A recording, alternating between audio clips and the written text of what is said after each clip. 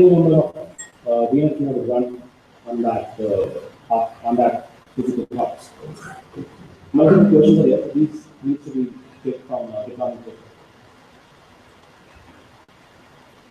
And when we have this virtual CPs coming in the picture, or universal CPs coming in the picture, we evolve some new business solutions, more towards SD-WAN. Today we have leaders in SD-WAN which are giving solutions for customers worldwide, but we could also evolve some of the architecture to offer some kind of SD-WAN to new customers.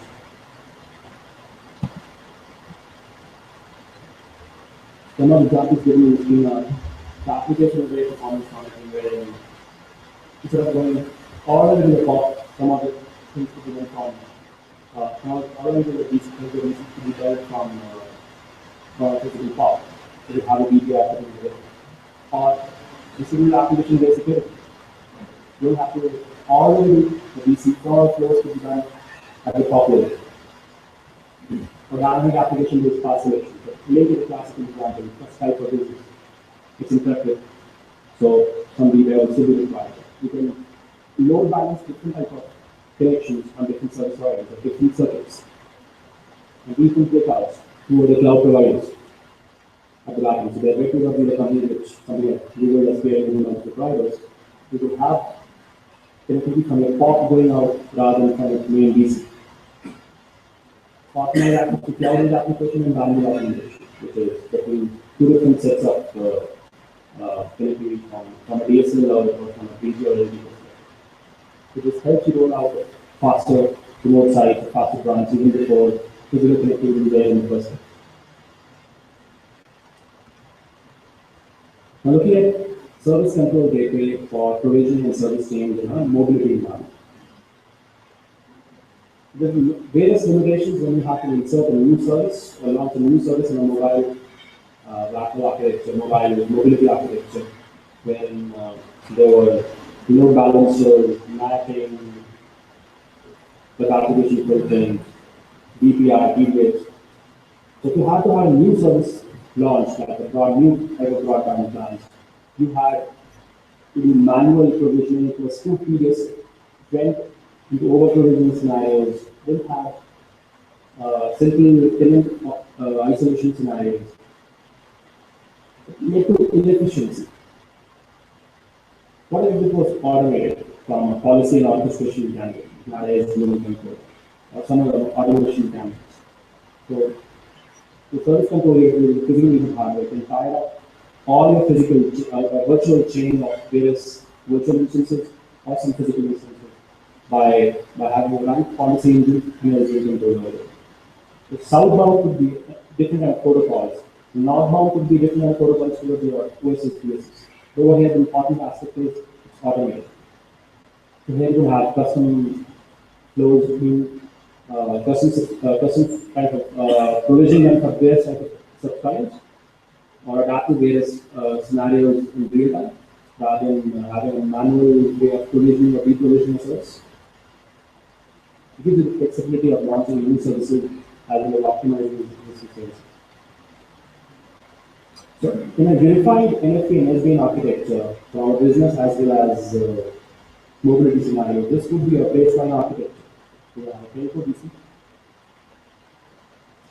some DNS controller, controller, and OpenStack, talking service orchestration there, and some backend services. The user has a portal, resilience, common mobility, and business services. With business services, you have CPU kind of environment, virtual CPU or UCP, have multiple type of access to it, unified cloud. When it becomes centralized from a mobility perspective, it is a similar combination for DVSC connectivity. The backend remains similar for anything. There are multiple VMs and there is hardware.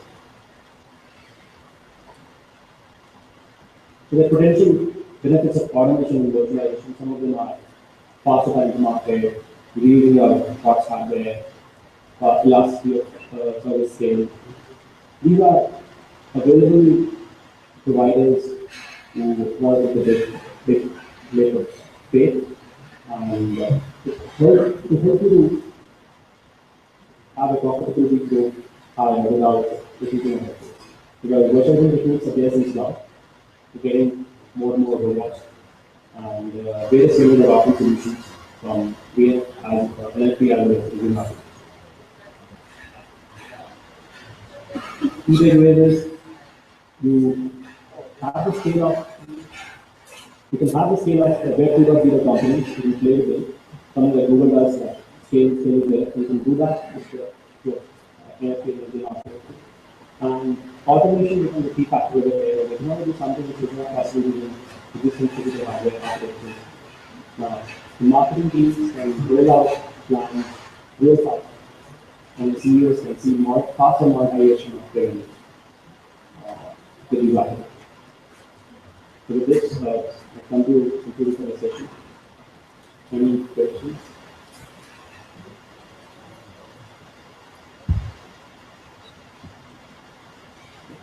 I will be there. Okay, thank you.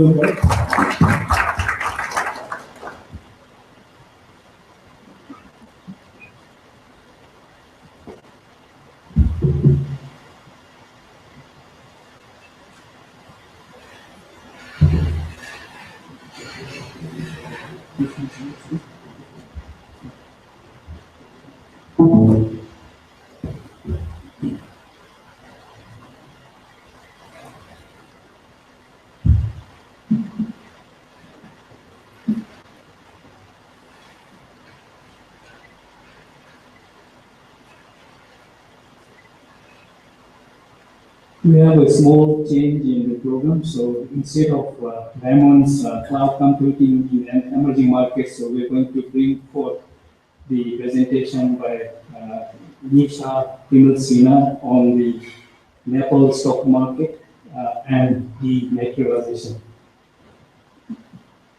Nisha, please.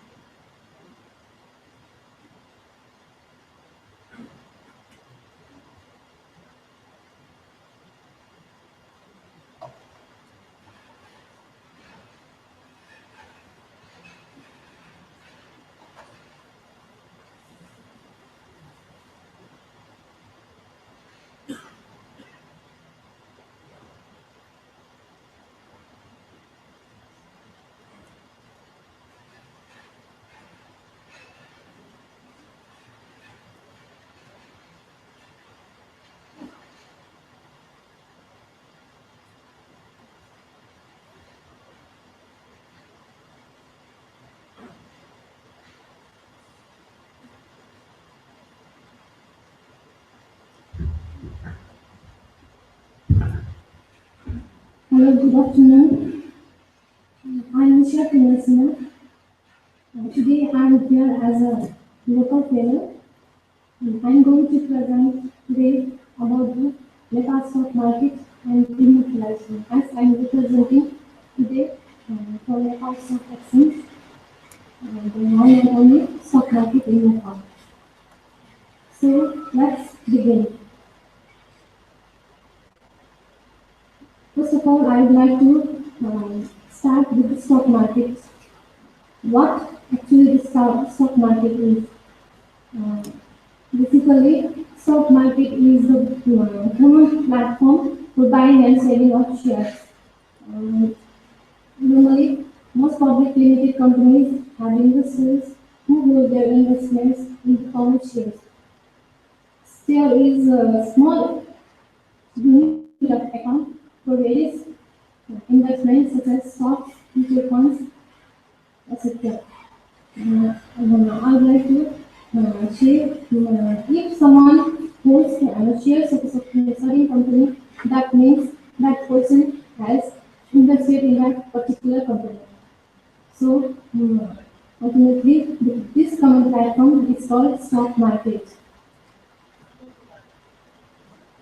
In Nepal's context, there is Nepal Stock Exchange Limited, in short, we commonly known as NEPSE, which is established under the Company Act 1983 under the Securities Exchange Act. Um, the common shareholders of NEPSE are Government of Nepal, Nepal Rashtra Bank, and NLDC Limited. It is only one stock market in Nepal which is operating currently. The basic objective of NEPSE is to impart free marketability and liquidity to the government through its trading floor. Uh, by the market makers, intermediaries, and the brokers as well. There are currently 50 plus brokers working via the NEPSE. In earlier days, there used to be a paper-based training where buying and selling of shares were conducted in a paper-based format. Under this system, people holding the shares of companies were issued share certificates instead of electronically built accounts, which is popularly known as dematerialization, which I am going to talk later. It's um, ultimately, this system is very tedious and time consuming, I must say. So, uh, now I'm going to talk about a few more ideas about Nepal Stock Exchange IT infrastructure. We have system hardware building mixed vendor where both kind of servers are involved, like mount server and tower servers. We have system software, different vendors, system software, OS are used like Linux, virtualization, and Windows Server as well. Now, I'd like to talk about the application where actually the trading takes place. The application is simply a software that allows the investors, general public investors, and traders to place the trades and monitor their accounts. Oftentimes, the trading platforms will incorporate market analysis software as well, whereby traders and investors can chart the market and perform stock screens. On the application, we have the trading system. The programming language used is basically C Sharp and the .NET frameworks to build and deploy the program. Basically, the trading system is accessed by brokers where the actual trading takes place. You have a database server incorporated and which is on the Windows platform. We are currently using the SQL Server 2012 as a database backend server. And likewise, the web server is IS at client side. The compatibility is on Windows XP 10, and the Internet Explorer 27 is the compatible version under which the trading system works. Now, on the network systems, you have different vendors, firewalls, routers, and other network equipments currently installed on it. Now let's move on to our network diagram. We have a stock exchange, the main site, and we have disaster recovery site connected to it. We have other monitoring body like monitoring body. Currently in Nepal, the Security Board of Nepal is under the monitoring body, which is a regulating body as well. In case if unusual things happen, it takes a legal action upon broker and the next day as well, and the stock market. The other body is broker itself, and we have broker branch office outside the Kathmandu Valley as well. There are 10 plus broker workstations which is currently operating outside Kathmandu Valley. We have a plan to reach over 75 districts in a couple of years once the fully online trading system is built. Another one is depository. We have a fully owned subsidiary company in Nepal, which is called Serious and Trading Limited, which is currently handling the depository part.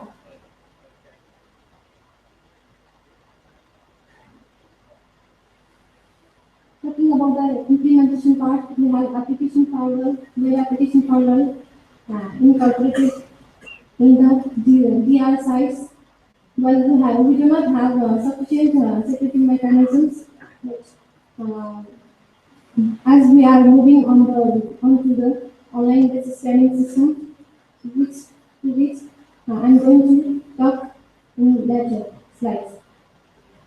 Besides that, routers, firewalls, and network switches have been implemented and deployed in the system, the network part. Well, for general public, you have the you have its own site, newcastle.com.np. This is our official site through which investors and general public can view the live streaming of trading. We have just recently implemented the trading market depth to which the traders can view the actual depth of the market and to buy or sell the shares. The other one is mobile apps. We have recently mm, introduced the mobile apps as well, to which general public are able to view the live trading from it as well. Besides that, we have deployed in different locations the LED display explaining for live trading, to which investors can get the information about the stock, live data, and its rate, current rate. Now let's move on to our trading steps. We have categorized the trading system in three trading steps. First one is initial step. This is also called pre-open session. It, in Nepal's context, it starts from 11:30. And from that time, the system checks some capital adequacy on all user broker logins. It checks whether all brokers are logging into the system or not, or have sufficient capital for trading, and also for the due settlement. For those brokers who have not completed their settlement until the T+3 time are suspended from trading and are not allowed for trading for 7 days. Next one is opening prices are calculated in the sessions. Brokers are allowed to post buy and sell orders and are pushed into the order queue, which is on full basis using the best price option. The next one is intermediate stage. In this stage, the real trading takes place. This is called live trading, which starts from 12 p.m. sharp. In this time, the order matching engine works on the basis of price and time algorithm. Best price, best match. Another one, we have we have the provision for matching index calculation and on continuous basis to all output terminals. And there is a provision for circuit breaker if required. During live trading, if the market goes up or if the market goes um, down this by 3%, 2%, and 5%, we have a provision of for circuit break for some time. For example, for 3%, we have a trading halt for 15 minutes. At 1 p.m., 4% before 2 p.m., we have circuit break for trading halt for half an hour. If the circuit break is 5%, then the over trading will be halt. Another one is we have online surveillance model which provides continuous alerts and various predefined parameters. If in case if lost, gain, etc. Finally, you have final stage, market closing time, and close closing. At this time, there are few things happens like final index calculations, closing price calculations. Normally, we have closing price calculations on this way only after 3:30 p.m. as our trading ends at 3 p.m. Besides that, there are many generations of reports generations takes place, and the CDSC will take the settlement after this onwards, and various generation of reports for that day. Now let's move on to our next topic, which is dematerialization of shares. There were times when traders and investors were to actually swap their physical certificates. Now we have time, there is dematerialization, takes place. Recently, in Nepal also, there is a full process of dematerialization takes place. I think 15-20 days ago, there is a provision of full dematerialization, which is called converting the physical shares into electronic format. Uh, we know that there is big hassle handling the physical certificates of many companies, which is uh, which is a big hassle and time consuming, and there is a chance of um, broken as well. Now, dematerialization is a process in which investors convert their physical shares, you can convert their physical shares into electronic format or get dematerialized. Investors have to surrender their physical shares and in turn get electronic shares in the demat account. I would like to say the demat account, which is just like our savings account, in that instead of holding money, it holds shares. Now there is a depository.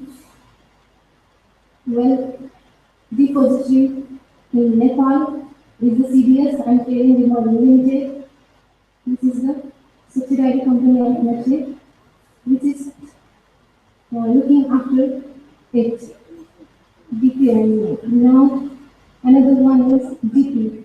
DP is a market intermediary to which investors can get depository services. DP provides financial services and includes organizations like banks, brokers, investment companies, custodians as well. Now, the process of dematerialization. If, if the shareholder want to convert their shares into electronic format or say dematerialized format, one has to follow the following steps. In step one, there is beneficiary owner. That means the investor, the public, or the shareholder itself has to open a demat account with the help of DP. The DP is I just said DP is a market intermediary to which the dematerialization takes place. One has to go to DP for dematerialization process. The next step is the beneficiary owner need to fill a DRF form. It's called demat request form. First, he have to fill up the demat request form and submit the same with his physical certificates of different stocks for to the DP for dematerialized process. For each stock, one needs to fill the DRF form separately. Another one is DP would then verify the DRF whether the form has been filled correctly or not. The fourth one is DP to set up a demand request on the depository system and send the same to the company and the RTA. The fifth one step is the RTA or the receiver will then verify the genuineness of the certificates and confirm the request to the DP. Once the request has been successfully made, the DP would destroy the physical certificate and then generate the demat request number or demat request number, commonly known as DRN number, which is the unique number, and send the electronic certificate to the depository, or say serious and limited, and courier it to the company itself. The next one is the depository will then credit at the courier number of securities in demat account of the DO, maintained with the serious and clearing limited. Finally, the depository will electronically download the details of its stickers and complete the same with the electronic registry maintained by the register of companies. Diagnostically, you can view it in this way. First, we have to select DP, fill up the DRF form, submit the documents to the DP, and then the RTA would verify, and then finally the depository will provide the unique identification number. Benefits of dematerialization. Well, once the dematerialization process will fully take place, there is the investors do not have to investors have to utilize their time and money as well, as they are not dealing with paper paper-based technology and submit the sales certificate. Next one, the liquidity is very high. That is, share transaction will be very high because the demat process will, will take place rapidly instead of paper-based technology. Investors need to pay less brokerage in case of demat sales as well. The next step in stock market. Nepal stock, let me tell you one thing, Nepal stock market is getting to us a fully online trading system after full implementation of demutualized system.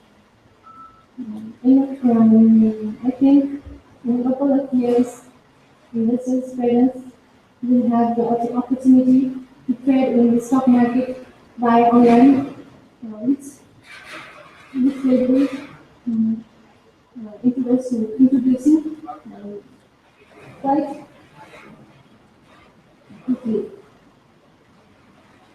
Now, once the online trading system will be implemented, the investors do not have to visit brokers, and as they are trading from their cell phones, mobile apps and the laptops, they can use means of communication instead of uh, visiting brokers and wasting their time. So this much for my presentation. If you have any queries, please ask me.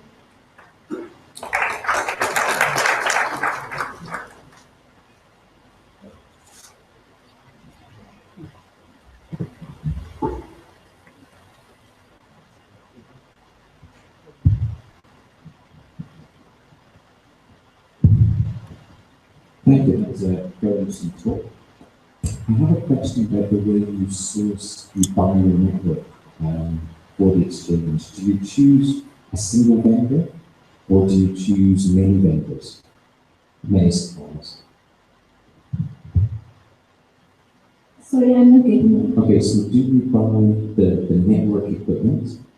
Do you buy it just from one company or do you tend to buy it from many different companies?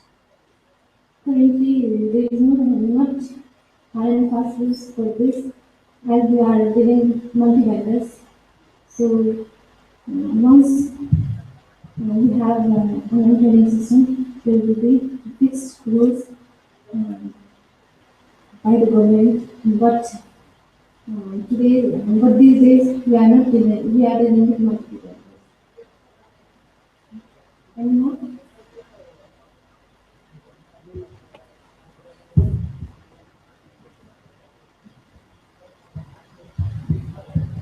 Hi, that was a great presentation, as I said, but then, two questions. How often is this process audited? And second question, this shows my lack of financial systems experience. Um, why from noon till 3 o'clock? Why such a short time is the schedule? Yes. Sorry, I'm not getting it Okay. clearly. So the first question is, you have a lot of processes here. You described them very well. It's very interesting. Um, how often is that all the processes audited? Doing it like an external, I assume there's some way of ensuring that the processes are followed that is independently verified. I mean, I can ask you all questions. The second question is very easy. Why noon to 3?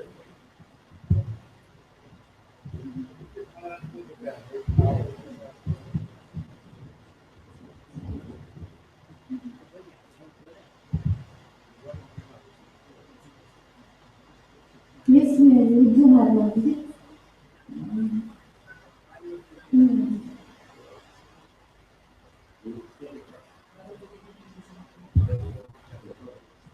Para você ver que tem posição aqui no meio. As Nepal is very small country, and this developing country, so the time allocated is more than enough for right now. Honestly speaking, because most of the sectors are not involved in it, like in industrial market, you have limited sectors. Um, Mostly the banks, insurance companies are actively involved in it. Rest of the sectors are not actively involved in it. So once the online system will goes on, then I hope I can assure you that the trading time will extend as you expected. Thank you. We take the last two, so we only have one here.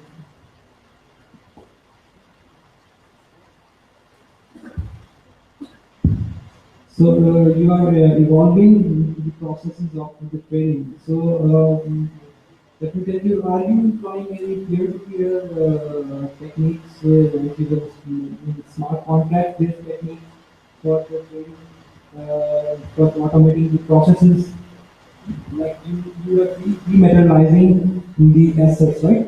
So in this modern era, the peer-to-peer technology is being used to track down the transactions, which is you can say Bitcoin or Ether. There are many protocols available in the market. So are you planning to use those as well? Well, we are in the process of dematerializing. Well, the government of Nepal has declared that the process has to be dematerialized fully. So, in this context, I think it has to be implemented. We can take last question in the interest of time. So we have to ask any more questions. Last.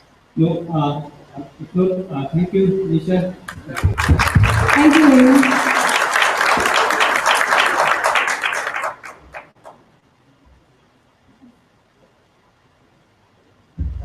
So that was a refreshing deviation from the very technical IT network sessions to something non-technical, but then we found a lot of IT, the network applications, security, and processes that go into serving or operating this highly critical business organization. So thank you again to Nisha. So next we move on to the cloud computing in the emerging markets. So we have Mr. Richard Kuhn from Huawei. Please, Richard, please.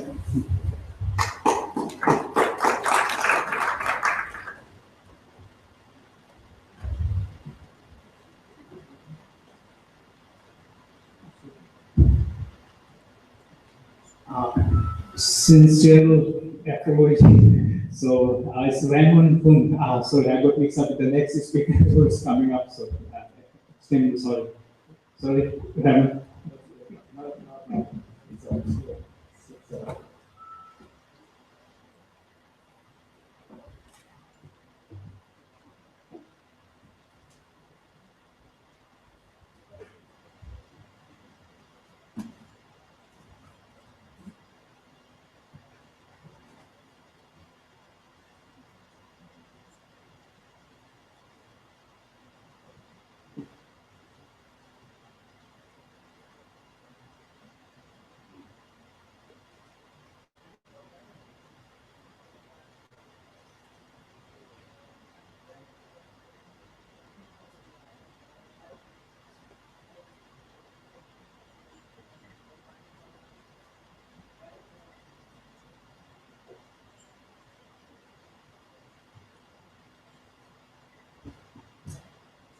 All right. Namaste. Good afternoon, ladies and gentlemen. It's been such a great pleasure to get a chance to speak in this conference here. Actually, thanks to the previous presenter, which kind of helped me to touch on some financial aspects as well. The one topic I'm going to share is actually about how to set up cloud computing for financial security services. That's the one that we actually successfully deployed in Asia as well. Just a quick brief about myself. My name is Richard. I'm from Huawei, Southeast Asia Business Consulting Team. When I was invited to speak at this conference, one of the things that I want to whet my back is looking on my previous presentation that I did 4 years ago. It's we have topics such as what is cloud the future, where we're going from there. And now we're actually comfortable to say that at least we know that cloud computing is going to play a substantial role in our right now already, and also in our coming future for sure.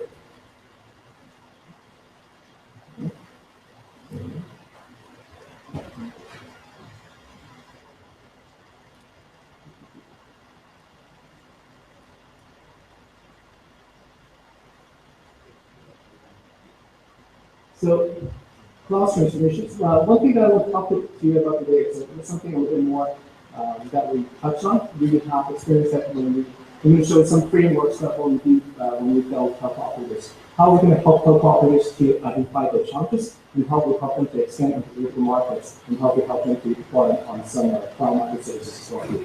And the other thing I'd also mention is it's going to touch on some technical case studies about how to set up cloud computing for financial security services.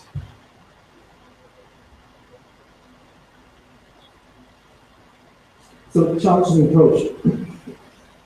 So when you talk to any kind of telco operators and enterprise nowadays, they know that especially in emerging markets, they are aware of cloud computing, like all we are here right now.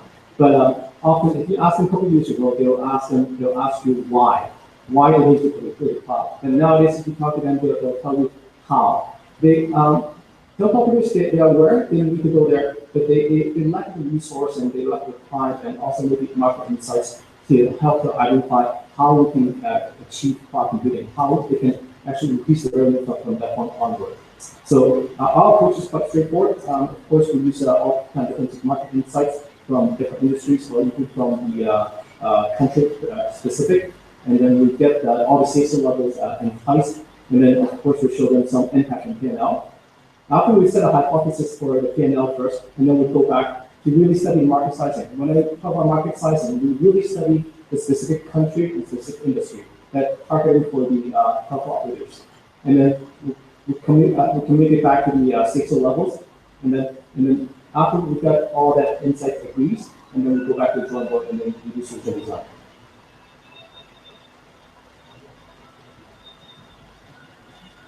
So we're consultants, and then we love frameworks and models.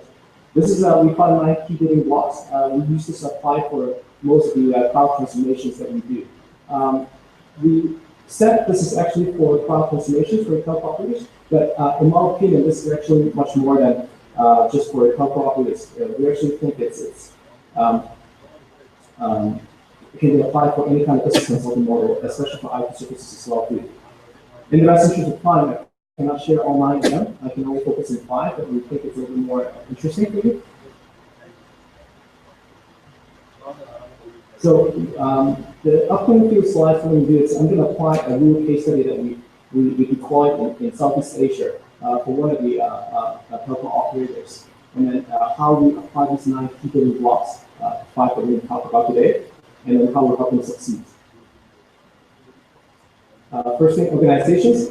One thing that's very important that's even for any kind of projects, we always, within our team, we said, think like the way they think, learn what they learn, and then eat what they eat as well too. For cloud computing transformations, because it's for emerging markets, it's often quite new for that country. Usually you'll find that you'll be the first one to deploy, or if not the first, you'll be the second one. So what we did is we actually go a bit more extensive. We don't stop at the telco operators. We actually go beyond that. We go to the industry specific. For example, if we take hospitality services, for instance, we don't stop. We don't just stop at the restaurants. We're actually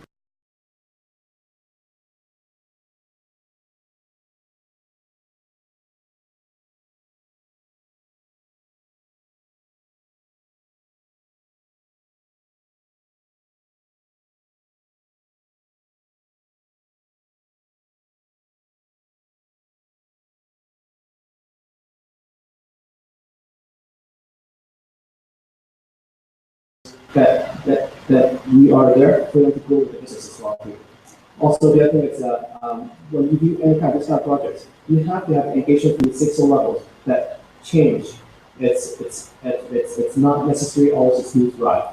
That they should be aware that when change happens, especially for this kind of level of change magnitude, that there will be ups and downs, but we are here altogether to solve the problem.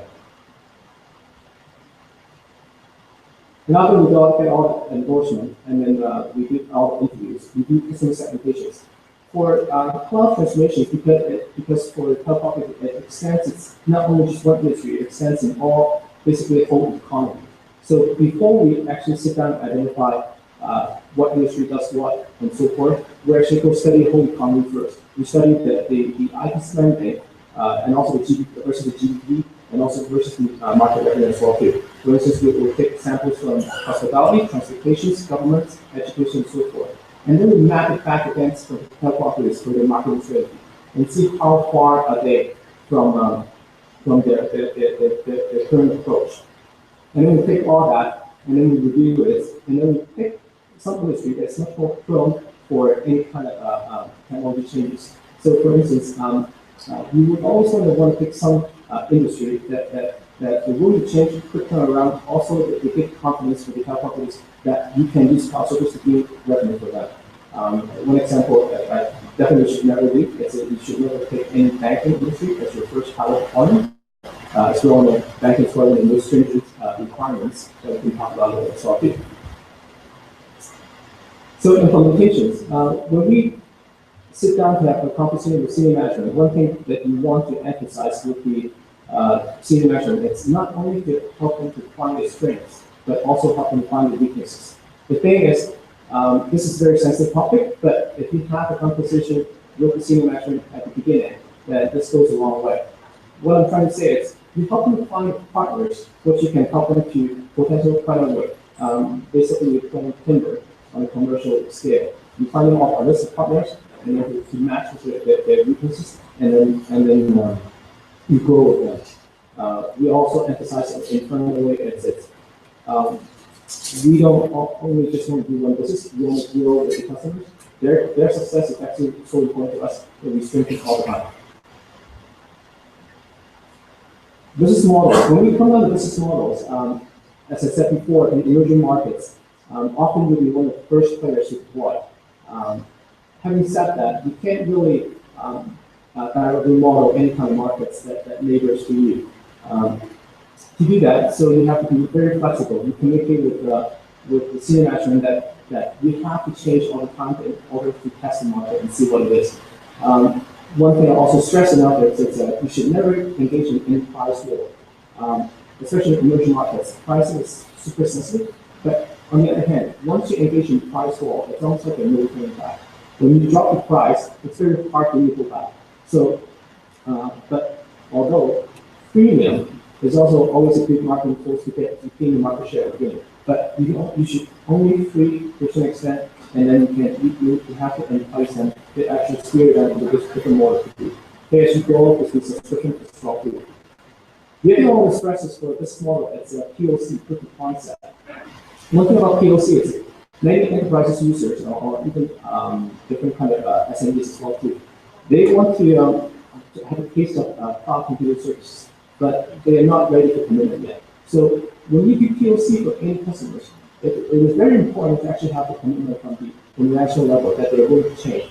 Not commitment not in the monetary value, but in a sense that you can feel that they are ready to deploy cloud services within the company. I'm not going to touch on product bundling because it's very specific, depends on the country, depends on the industry as well too. The sales channel, it's similar to implementations. What we want to see here is it's help the operators to identify what's the weak link on the sales channel. Most operators don't have a 360 spectrum to cover all SMEs and large enterprises. Have the sales team focus on one thing, what they're good at. Have the sales team and then talk to the management which industry is specific targeted, and then have the other group of partners who focus on the other SMEs or whatever they're doing to focus on itself too. Let's kind of quickly sum up on the 5 models that I talked about for the whole framework. If anyone is really interested on the other pillars, that if you come talk to me afterwards, and then I'm more willing to have you share. And then I'm going to jump into the more technical case sharings. This is how we help our financial security services set up in Asia. We're fully well aware how complicated and how stringent financial requirements and specs and also the certifications and also audits are too. For this customers, or actually these customers, we have 5 customers here, all of which we deploy for all different. It's actually one platform for trading in Asia. So actually the end users would be composed of all different banks, day-to-day customers to do their own tradings, government as well too, and different account operating firms as well too. It has to one of the major challenges is how to satisfy all these 5 customers. This is a quick snapshot of the requirements of the IT system that they require. The actual requirements is one book. But this core section will give you a gist of what it is. First, highly reliability. I think that's what's about saying for 24/7, the new banking system. High capacity performance. The design capacity that we did was 50 million users simultaneously, and then 5 million transactions per day. And then within the day of accumulated, we estimate to be around 250 million daily access. That composed of anything B2C product trading as well too. Elasticity. In previous days for physical data centers, if you want to build a data center for any trading platform, you have to forecast 5 years of any down the road of the capacity, which often enough that you get questioned whether the scale that you put in all the hardware that you buy at the beginning is it really necessary. But for using cloud platform, they will actually minimize that to a very small level and also enable them to scale at a very short time. The fourth item is openness and controllability. This itself is actually quite contradictory. How do you manage with openness and with 100% control? But as for if any of you have any experience with physical data center for banking, most of them right now they're not happy with being locked down with one single vendor. And then if you talk to any banks in your CI support, they'll actually take it quite one way. So what this allowed us to do is actually help them not get that locked down by one single vendor, and then they can always choose down the road as well. It's much easier. Before, when we talk about changing any kind of vendor, we think about it 10 years down the road. That's a painful process when you get locked down for some something that you're not happy with. And then controllability. Yes, for any banks, or any financial trading system, they need almost 100% trade internally. Even as a provider, you don't even get 100%. This is very something that anyone that you want to get into this industry, they should be aware of. So this is a very simple platform that I identified here. And in the bottom is a production site and VR set. To be honest with you, this is actually the both production sites. They actually go straight back and forth simultaneously. It depends on when it meets. On top of the development test top. So what we do here is any kind of system or platform before we deploy, we have to have all the stakeholders to get agreement endorsed first and all test it out. All sign off before we actually drop it down to the production sites. This will I'm hoping to scale even for any single version of updates. It has to be signed up first. Otherwise, we won't deploy it to the production sites. Oh, and one more thing is these two sites, they were built with some people contributes just in case if anything's happening when we come to the other side. So this illustrates how these two sites interact. So in case of say one site, data center A and then you production pool have any issues, data center B will actually quickly pick it up without any impact of field versus as well too. And then go vice versa for that. And when we design for our capacity, it's one thing that was probably requirement is to fulfill 10 million of IoTs into the operations simultaneously. Our management software actually has allowed them to do a compute and do software rotations that actually help them to save tons of resources for that part, especially when for the physical infrastructure requirements. To quickly wrap this part out, at the end we provide two cloud centers for customers. I think at the beginning stage when we were in discussion with them, of course when they first started out, they did not want to use cloud data centers. They actually wanted to build physical data center, and we were also talking to them for it as a provider. But at that time, they were having around, I believe it was roughly about 15 to 20 different data centers to provide this trading platform. And we scaled down to 2 cloud data centers in 2 different cities. This actually allowed them to do a quick response for any kind of event or operation, even for rapid software. It also saves tons of overhead costs at the beginning for any off-packs and whatnot as well too. And on the last side of the iPhone, the fifth, see, we apply open architecture that actually help them not to get locked on any single vendor. So just to wrap it up, today, just for key takeaways, for the business case sharing, I hope you guys like the 9 key building blocks, although I did only speak about 5 of them, and then the other part that's the technical case setup for the financial services. Thank you. Any questions, thoughts, comments?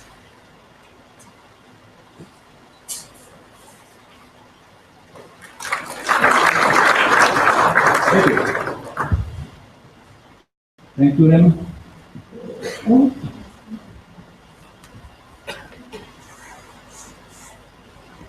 I'm sure Raymond will be bringing on to the rest of the evening. So if you have any questions, so please feel. Yeah, all right. Thank you guys. Thank you.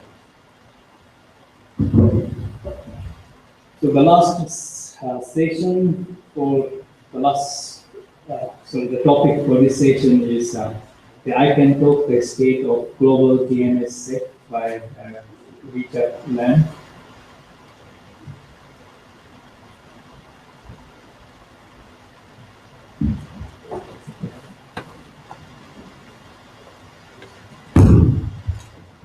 How are we all doing? Fall asleep yet? It's the afternoon, it's for lunch day. I don't know if I can follow up Brandon. I don't know if I can do as well as that. I'll try.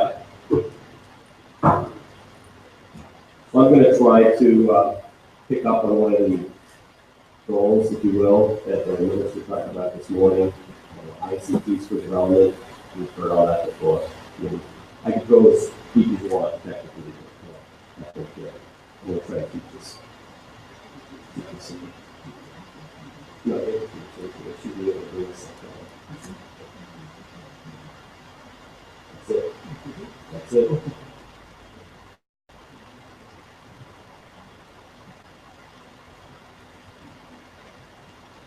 All right, well, while he's setting that up, all right. So my name is Richard Lamb. I work at ICANN. But before that, I've been doing engineering since I was about 6 years old, little kid. Died in the world of peak. And so had a number of hardware and software things. Is there any? Let's do this.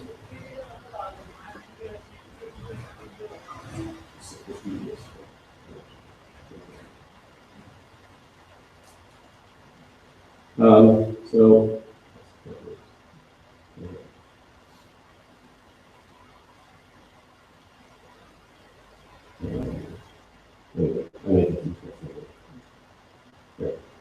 All right. So anyways, my background is started at had a couple startups. I got into business stuff, wrote nats, stuff back in the 90s. Stuff early email systems, UCP. Anyone knows what UCP is? In here? Wow! Oh my God! Okay, so I wrote the PC version of that way back when I gave it away because I didn't want to work on my pieces. Anyway, so it's amazing what you get done when there's something else you don't want to do, right? So I did that. Sold a couple of my businesses. Felt that this is wonderful, right? Life is good. So I felt like I had to pay back, so I actually jumped into the bureaucracy of Foreign Affairs Department in the U.S. government for a while, and just was very painful. And that's why I have these suits now. I have boxes of white shirts and suits. Anyway, and then went back to got bored for a while. My wife said, "I'm tired of looking at your face. You need to go do something." And so I started working at ICANN. And DNS second is what they gave me to do. So, and I knew about DNS before with the servers and clients and all kinds of software. But anyway, so that's why I'm here. All right. So I was told to keep this simple. This sounds like a pretty sharp crowd as far as the technical stuff goes. So I'm going to go relatively quick through this stuff, and hey, if I finish early, great, right? Again, some basics, everyone knows about that. I just picked the first FLE's bank that popped up, and so that's the one that popped up. It doesn't even have SSL, doesn't have any DNS, but the basic idea, DNS, we all know. IP, there's been an IP address from the name, look up something. One of the things, though, And America even pointed this out at the beginning of this conference as well. And others have pointed it out as well. DNS is in a lot more places than you think it is. And that's what makes it kind of scary. You know, we set up a DNS server, we forget about it, or even if we take care of it, we don't realize it. In every one of these systems, identity systems, getting certificates, down in the corner, I mean, all these things at some point along the way actually depend on the DNS and count on the response to be correct. And that's what's kind of scary. So that's something I need to, but that's one of the things I'd like to point out. So it is important to get this right. You know, you get an account, you get online, you go online and try to get an account. I mean, it's doing a lookup, lookup for an MX record to get your email server, to be able to send you email, every step of it. All right. So where's the DNS update? What do we care? Why do we need this? Well, now we got faster CPUs, we got more bandwidth. And so it becomes much easier for people to attack the DNS.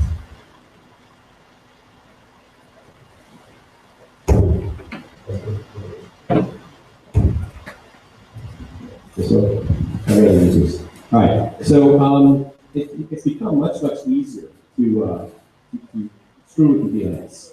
And for example, I mean, the whole DNS changer example that Mary pointed out earlier, one where if you ask a question to the DNS, you don't necessarily get the answer you expect, or you get the wrong answer. Okay, DNSSEC is something that's going to secure that and fix that. And from a business point of view, you just want to make sure the customer gets what you can expect and you get what you expect. This is the DNS changer example. There's some numbers of many machines. This is something where DNS would have helped. What's more interesting about this is from the beginning of this conversation, it's been pointed out how cooperation is between people and get to know each other. It really is all the different kind of jobs and backgrounds and areas that I work with, from politics to bureaucracy to engineering. It's always about those relationships. Those relationships are really important. Yeah. It's stories, right? We all know a good story. It's all the stories you're going to have. This was an example of many countries, law enforcement really comes all cooperating with each other to make this happen in the past. I know it's a little bit of a side, but it is one of the fine examples of that. And one of the examples where the top-down approach doesn't always work, the one where actually when you meet people at conferences like this, it's good. I've actually from our law enforcement agency, the FBI and the US, I could have a treaty in place or something that would say, you must cooperate with these other countries, something happens. It's Saturday evening, you're tired, you're at home, you're not going to care, you're not going to answer an email from somebody because this is something that you can totally do by a job. You will, however, possibly answer an email at 10 o'clock at night on a Saturday if this is something that you actually have to find in the email. All right, how the DNS works, I'm going to move through this real quick. You all know, you ask for something, then you ask to resolve it for ISP, it goes to the server, value, you get an answer, you resolve remembers the answer, caches the answer, you go to the web page, you ask for the web page. Everything works right, okay? And we cache, because now the resolve remembers, so this is how the DNS works, so you quickly remember. Caching is great. It's also a problem, okay? So you often hear about DNSSEC and cache poisoning in the same breath, because DNSSEC specifically solves the cache poisoning attack. Right? So in this case, you ask the resolver for some information with the IP address you have, and this request goes to the DNS server. But somewhere along the way, someone crafts a carefully designed packet to respond to that resolver. And because of the high bandwidth and faster CPUs, it's actually a way to crack that packet relatively easily. Right? So now the resolver returns the wrong IP address. And of course, you know what happens here, right? The right answer comes back to the DNS server. DNS isn't fair. It takes the first answer, right? And so now we go to the bad page. The guy sends back an error message that he saves your password in your screen. And the fact that it's caching just makes it worse, because now that resolver has not only screwed you, but screwed anyone else that's using that result. Okay? All right. In comes the good. All right. With DNSSEC, of course, you're adding cryptography to the whole request response. The request goes out, and the attacker sends back a response, but he doesn't have your keys. He doesn't know how to generate the right digital signature. So that's dropped by the resolver. All the work's being done by the resolver. And the right answer comes back, of course, takes that, and we're happy. So all of the DNS software now supports it. So all supports DNS. So there's really no excuse not to at least implement validity, what's called validation in the resolver. Of course, all the good answers are there. We're happy. This is all stuff we know. So again, this slide deck is aimed at an audience a little less technical than what I perceive is in this room. But so the general idea here is we have this system called DNS that converts names and letters. We want to secure it, all right? So what we really want is something that actually makes sure we get the right number. We verify the identity and encrypt the data, so we have SSL. And I noticed this bank here, www.bank.com.np, doesn't seem to have the right SSL connection. Sorry if anyone's from there.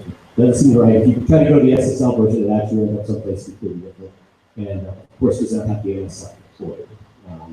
And that part of that deployment has to happen at the .np top level domain first. And I am here to help anyone who's interested in do that. All right, here's some other bad examples. There have been a number of what they call hijacks. Using the DNS to actually redirect people to different places. Google was kind enough to actually publish a paper some time ago that listed these things. Not a good fit. Okay. So here's the business case for DNSSEC. So this is how you convince your boss or try to convince the rest of the people around you that this is something that you should spend a little time on. It's a greater concern, cybersecurity. This is often a pitch that I use to governments. Say, look, this is important. We care about cybersecurity. The public actually cares. Here's one small step that you can perform to try to improve that security. And sometimes it's a differentiator. Something you can say, we have the NSSEC. My competing ISP is not. So go with us. Go more secure. It's a big change to the internet. Okay? The internet works off of these old protocols, has been working on these protocols for a couple decades, okay? This is one of the biggest changes, but it is an upgrade, backward compatible, so it's not going to break the stuff you have, for the most part. There's been a pretty good deployment of the NSF, so why am I here? I'm here to try to make the NSF, I get paid for that. I'm trying to make everyone deploy the NSF, okay? So that's part of my job. So why am I here? Looks like things are getting deployed pretty well. There's interest from various governments. Various governments have encouraged DNSSEC deployment. There are a few of them there, Sweden, Brazil. Those are our 7 biggest ISPs in the US. They all came together and said, sure, we will deploy DNSSEC among other things. We have, because of various reports we have out there that said that, as Americans are not very smart people. They tend to click on anything that's very easy. So there's a report that said 3.6 million Americans got redirected. And this would help a little bit. Our government, at the very bottom line here, our government actually mandates DNSSEC deployment. This is one way to get new technology deployed, by the way, like IPv6. You guys are really good about IPv6 for that. But if you have the government say any product we buy has to have DNSSEC, it has to have something like IPv6. Well, the government's usually a pretty big customer. So that's a good thing. It gets things rolling. We all have mobile. Great little plots. Things are going up, positive. See where everything green there is the parts of the world where DNSSEC has been deployed, at least on the top level domain, which is good. Even more, 1,000. We have 1,000 of the top level domains as of January this month have DNSSEC deployed on them. we got this single point at the top. That, it sounds like you guys know DNS pretty well. So there's a root at the top, and you need to have a key for each level for DNSSEC. And lo and behold, we're able to get everyone to agree. We generate a key for the top. Most domains could have DNSSEC deployed on them, mostly because .com has, I don't know, over 100 million entries in it, and there are probably 285 out there, a million domain names. So it's a pretty big percentage just there. So if you get a few key players with DNSSEC on it, you can get everything.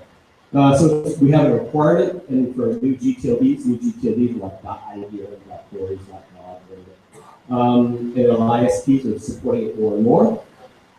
Thanks to 3 guys at Google who were bored and decided, yeah, okay, we might as well put some DNSSEC support in 8.8.8.8. I see everyone familiar with that, resolver IP address. A lot of interesting stories behind that.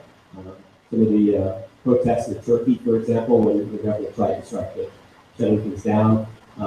That IP address number was spray painted on some walls and stuff. And when I saw that, wow, I'm just a geek, and these guys actually care about an IP address. Wow, I wish I knew that way back when. Anyway, so many third-party SANOG solutions, if you just want to just make this all DNSSEC. Hardware, etc. There's standards in the IETF coming out. I pointed out here, this Google, of course, has this. Cloudflare, a hosting service provider, is going to leave it on by default, have it on by default. This is really key. This is major because that one of the holdbacks in this whole process. I'm saying how everything is nice. One of the problems with why DNSSEC has to completely take a hold of everything, and why everyone in here doesn't have their domain inside, is because the hosting providers aren't all supported necessarily. Cloudflare is particularly if German email providers, there are ways to use this for encryption and stuff, and after SANOG, encryptions become interesting to some people. All right.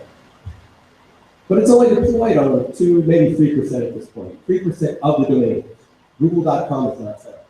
Okay?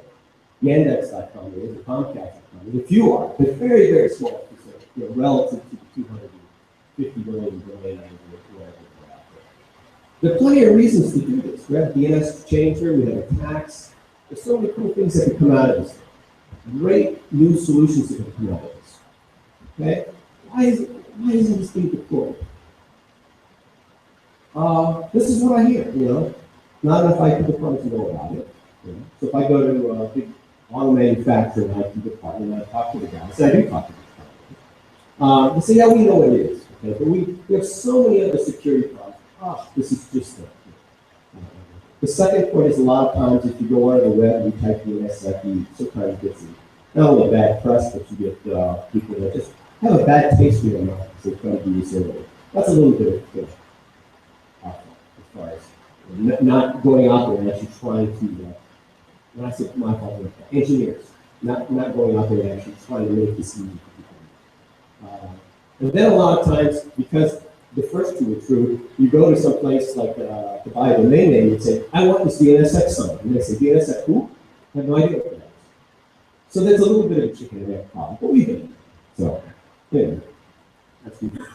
All these guys can implement DNSSEC, so you can sign your domain name, you can deploy your DNSSEC on your domain name. Operators, of course, .NP, should deploy DNSSEC there. People who hold domain names themselves, ask for that. ISPs can simply turn on validation in their resolvers.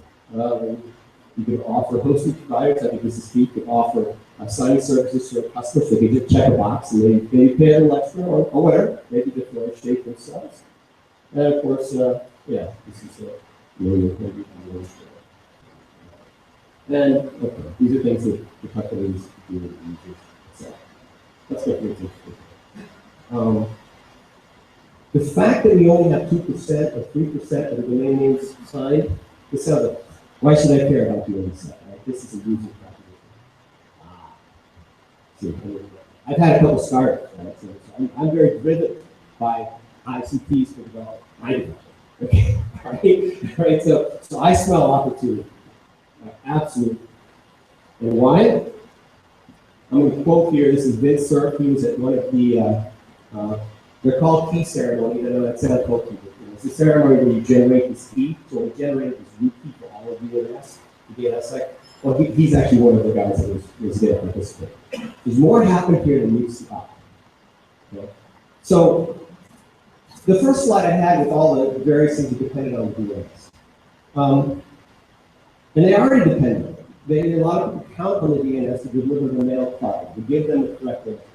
What if you could really trust that? What if you could say, if I ask for something for the DNS site, I can cryptographically prove that what I get back is correct, period, right? What do you have? You have a PKI, you have a public key infrastructure, you have a global public key infrastructure that knows no national boundary, knows the organizational boundary. This is something where now you can get anything.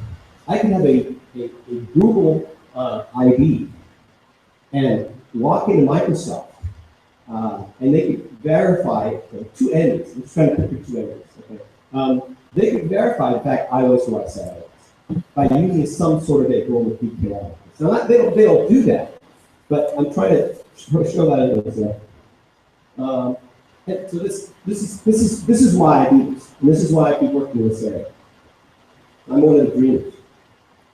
One of the problems we've found in the last few years is, when you get that little lock on your webpage, okay, who provides that protection? Who gives you that lock? Well, typically the domain name holder has to go pay a certificate authority, which is okay, to do this, to verify their identity and to say, yes, rickland.com, Rickland says is Rickland because he's proven this to us in SANOG. In fact, some of them are called domain validated certificates. And anyway, I won't get into that, but there are ways that you can lie about this as well. Anyway. So this is where you have to get this. And they're about, that number up there, I have almost 1,500 up there certificates. It's actually a smaller number, but there are about at least 1,500 different avenues by which I can get that certification. So 1,500 different ways for me to say, I am IBM.com. That's okay, and they're all subject to audit. That's why I asked the woman about auditing stuff. I've had to go through the auditing process, so it's painful, but it is helpful. So, in this case, even with so many opportunities, with so many different companies offering certificates, there's bound to be a mistake. It's a problem with too much success, basically, and that has happened a number of times. This is where something like DNS actually helps, because now we have, on the internet, we've always had this certificate authority structure where you give them a domain name and they give you back a certificate and they swear that yes, you are who you say you are. But now we also have this DNS site that says, look, if I ask for the IP address for one of Rick's web servers, here it is. And here's a cryptographic way to prove, to validate, to be sure that is in fact that is IP address. Okay? So we have two mechanisms. And so this has opened up all these other opportunities here. I mean, we can now verify what they do. And I'm not saying we need to replace them. Some would say, they're making too much money. No, they provide a service. They actually boots on the ground to validate who you are. But we can validate those certificates. We can say, we don't need them, free certificates. Whatever, that would be good. And there are other efforts out there to try to do that as well. Just to allow more encryption on the good, contrary to some conversation. Cryptocurrencies, we can secure VoIP. This is something that people have not thought about much, but hey, wait, this is going to happen. There's going to be issues here. You're going to start seeing problems there. That encryption could happen. Email security. What if I want to send encrypted email point to point across two totally different companies, across different borders, what have you? This is why DNSF is good. Because it's nascent in the sense that it's not broadly deployed yet, but the infrastructure is there. The root is signed, the resolvers are starting to support this, yet what are the products? This is really cool. Okay? All right, so here we go. There's a whole bunch of different security solutions you could do here. You could do the SSL certificates for everybody, or assist in other efforts that are trying to make it so that everyone has a secure website. That bank side does show. Does not. Be nice if it did, right? So anyway, here's the way to do that. Security email, that would be great. That's what I think is the important thing. Point-to-point security email where the service provider cannot read your email. It's encrypted in transit and rest. Remote login, securing host IP, authentication, and then a bunch of really simple kind of things. You know, in the U.S., we're even considering DNSSEC is actually in the consideration for securing some of the power grid designs. To me, anytime I think of the internet and the power grid, that's a very scary concept. It shows how much people trust us. They really trust us. But very simple things. What if I just want to be able to transfer a configuration or an update or a key to one of my IoT devices? It's an IoT device. It's got almost no horsepower at all. Here's what $2. $2.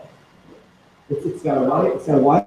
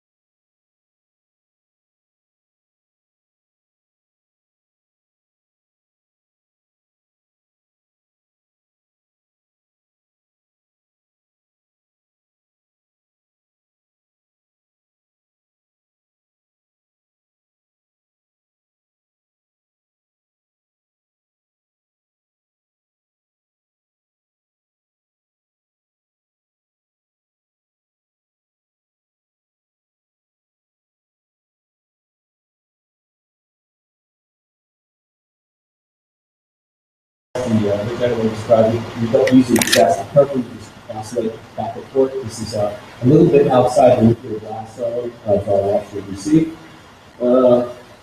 We trust it because just like the talk that Paul Wilson was doing, we want to keep this multi-stakeholder bottom-up, built trusted because the people created this, the people who use the internet created this. And so we designed systems so that there's no way that any one person has full control of the key. All these different people, from all from different places. With Serge and Dan Kaminsky, I didn't mention his name earlier, but he's one of the first people that first people that pointed out the need for something like the NSEC by showing how easy it was to do cash poisoning, and there was a better way than to get support for something than to embrace your enemies. Another example. Even your enemies are stakeholders. All right, and we have a lot of other people here that are trusting. It may be hard to see that, but there's somebody that we all trust, right? He's made all these conferences possible, and we were lucky enough to be able to have him find time to be willing to be part of this process as well. And I think if I'm lucky, I get to take him to our food. Anyway, that's it. That's really like that. Any questions? My goal here is to try to get. This is an opportunity. So I had a couple startups, and I think this is one of those rare cases where us geeks are a little bit ahead of the curve and positioned to actually create some really cool applications, security applications. And so that's my hope, is that somehow encourage the entrepreneur that they really do this stuff. Right? Any questions?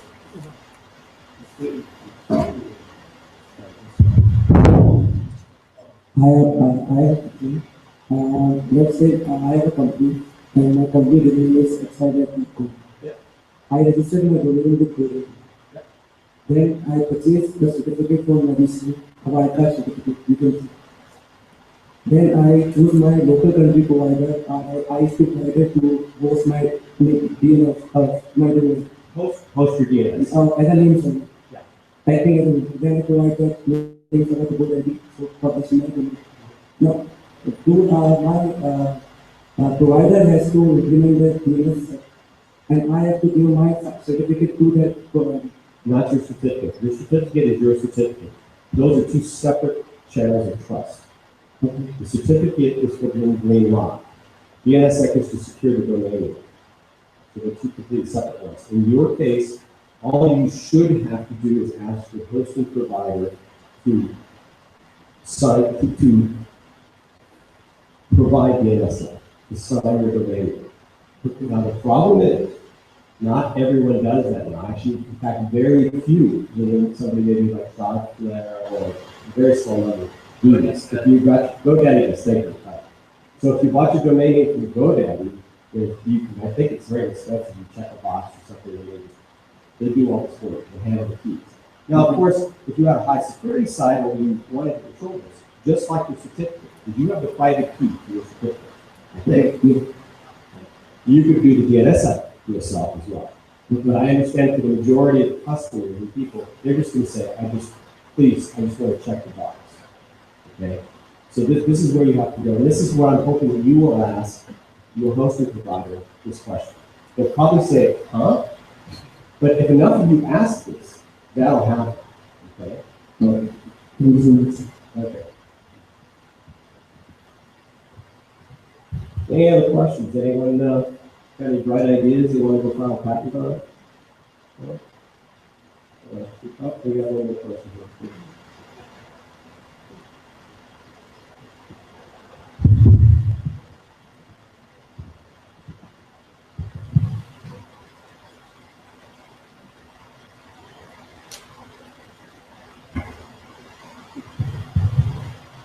I have two questions. Yes. So, this year is transmission year. First question, not this. Because it doesn't, but The second question is, do I need to include SSL and DNS both? no, they're two separate things. SSL and DNS are two separate things. Mhm. One encrypts, one ensures that you get what you ask for from the DNS. The first question, does it increase the bandwidth? Was that the first question? First question was, does DNS increase the transmission layer? It does make the packets a little bit larger, but it's minor. I don't want to ask Nothing. so if I usually ask it, Yeah. so this it increase my transmission layer. No, So do I need to But the include response- SSL certificate for the encryption? no, you do not need two separate things. You do not need SSL certificate for DNS certificate. Two completely separate things. In one case, the SSL certificate, that exchange is done between you and the web server. Okay? The DNS sec handshake is done between you and the DNS sec server, which is a resolve. If I want to say it, I will need to install both DNS and SSL certificate on the server. So is it that? Not both. No, the web server stays the same. It's only the DNS server that has to be changed. So I have to install DNS and DNS server. Yes, right. Or your hosting, if you are a hosting company, you install that for your customers. So there will be no change in web server. No, no. You change the website. Good point. Sorry. Any other questions? Yeah. Any more? We'll take last question if there's any. Okay, looks like none. Okay, thank you. Thank you, Richard. We have made up our time, so we're almost just about 2 minutes late. So I would like to thank again the speakers, Mr. Gaurav, Risha, Raymond, and Richard. And now we break for the tea, coffee, and then we come back in about 15 minutes. Okay, thank you for the next session.